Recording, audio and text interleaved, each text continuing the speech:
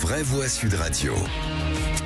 Et François Louis, la Cour de cassation confirme donc la condamnation de Nicolas Sarkozy. Ouais, ce mercredi 26 novembre, la Cour de cassation, vous l'avez dit, s'est prononcée en défaveur de son recours dans l'affaire Big Malion.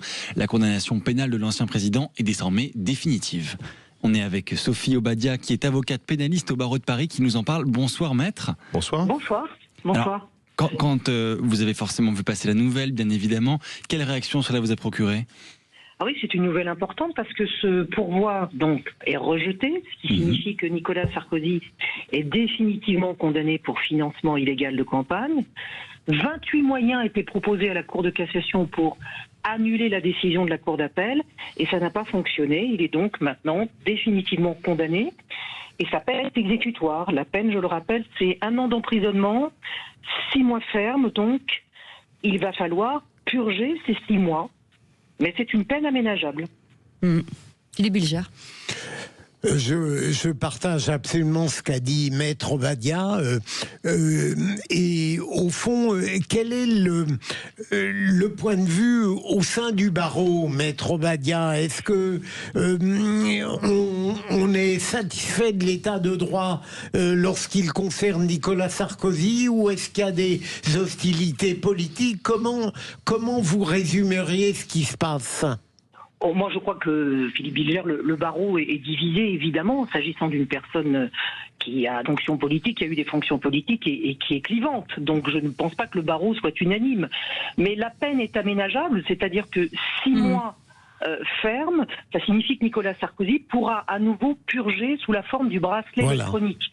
Et de ce point de vue, il est vrai, je ne vais pas vous dire le contraire, que le barreau préfère que les peines soient aménagées à l'extérieur qu'à l'intérieur. Mais pour ces 6 mois fermes, il n'est pas non plus absolument certain qu'il fasse 6 mois de bracelet électronique.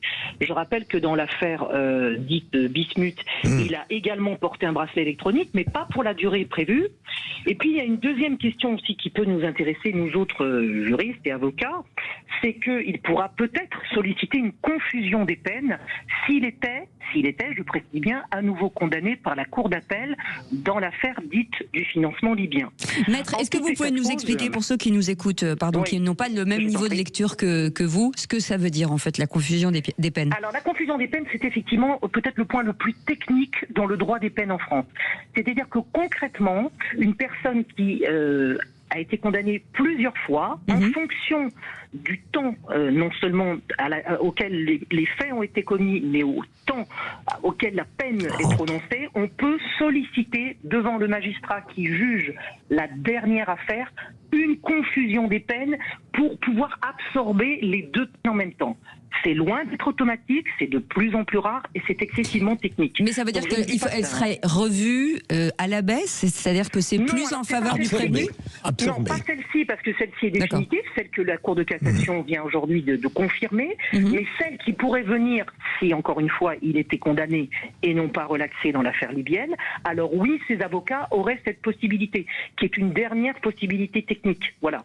Mais Sophie Obadia, une question. Si jamais la peine de Nicolas Sarkozy dans l'affaire libyenne était confirmée en appel, est-ce que la décision de la Cour de cassation aujourd'hui aurait une influence sur l'exécution de la seconde peine ?